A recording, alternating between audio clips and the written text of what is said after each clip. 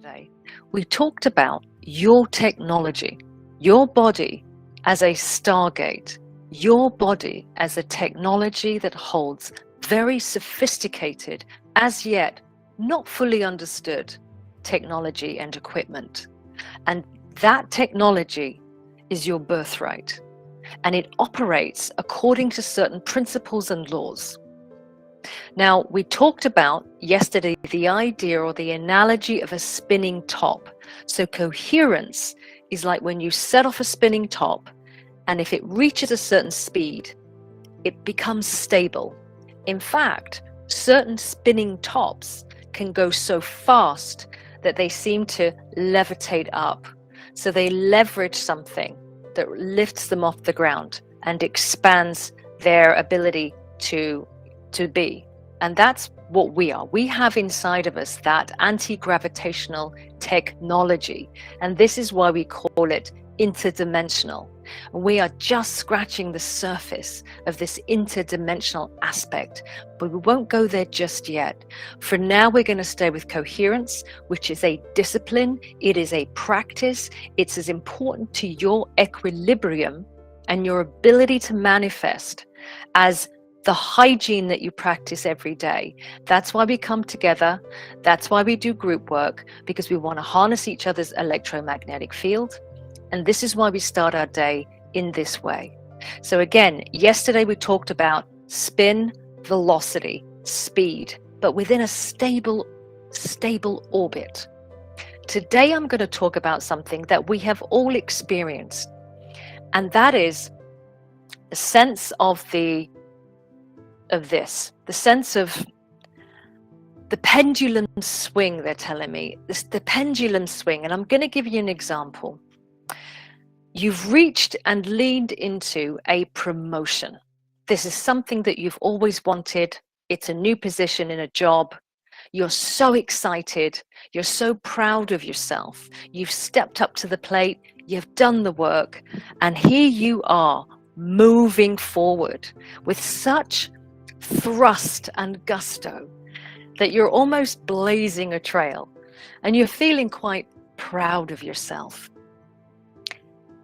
But then the pendulum swings back, and that is because there is a law that says if you thrust forward, there is an equal thrust back. And many of us will see that as our sabotage program. We'll see that as our messing things up. It isn't. It's actually a law of physics. So whatever thrusts forward, that's your electro move. That's the divine masculine. That's proactive. There is a counter balance movement back, and that is the divine feminine, and that is the magnetic. So imagine a pendulum swinging back and forward. Now, here's the sweet spot. Knowing this means that we don't beat ourselves up perhaps when in the first couple of weeks something goes a bit wrong. We mess something up and we think, oh, that's it. I reached outside of myself. I shouldn't have gone for this promotion. Just be patient. Be patient, because what needs to happen is the energy that goes forward and the energy that comes back has to meet in the middle, and they have to do this.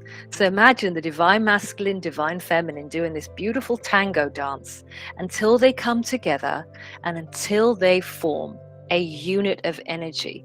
And that is your new normal. That's when it starts to settle down, and we've all experienced it, where we're not terrified of being in this new role, or when someone asks us to do something, we're perfectly capable of doing it because it's our new normal. It's become comfortable. So this is the law of the pendulum, that what goes forward must always swing back and come back into balance. So when we do coherence, we're also working on that.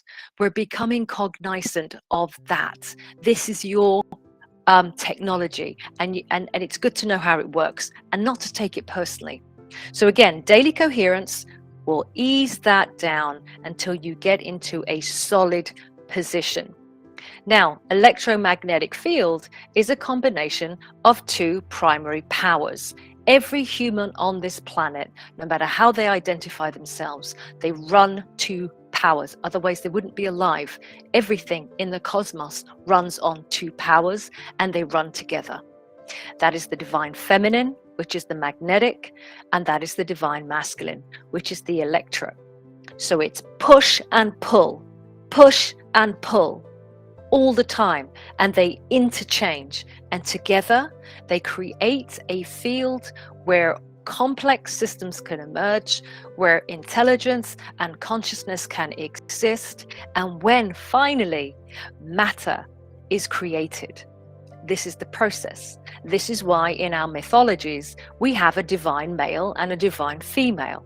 And this is why we are approaching a time when the divine masculine and the divine feminine will come back into balance, because we're out of the Kali Yuga. We no longer have to have this fight between feminine power and masculine power. It's all the same power. It comes from the one, and we are all comprised and made of it. So each of us can get in touch with our divine feminine, allowing the magnetic part of us, and we can get in touch with the divine masculine, which is that proactive leaning into life and co-creating. One doesn't have to overpower the other. You get into this beautiful, beautiful field, a spin of coherence.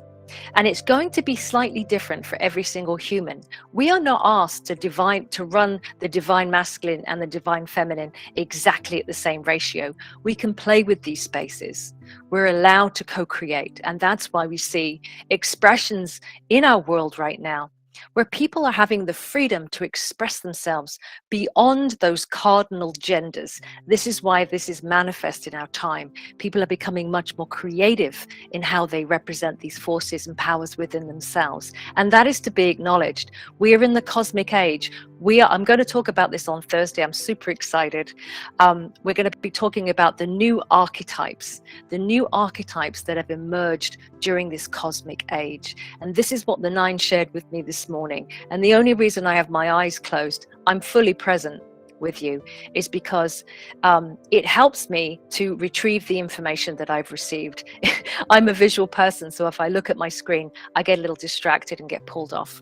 So today, remember that you are not just in a sense of spinning. Okay, this is not just what coherence means. It also means this. It means getting that pendulum swing in a beautiful sync so that it finds that sweet spot and we don't have friction in our field. Now, I do want to touch on one other thing. Many of us experience when something good happens to us, we may experience the emergence of what feels like something blocking, or a gatekeeper, or even a saboteur in our own psyche. That's a real thing. And that comes from the programming that we received as children and from our lineage and from society that is unconscious. Now, we can override that.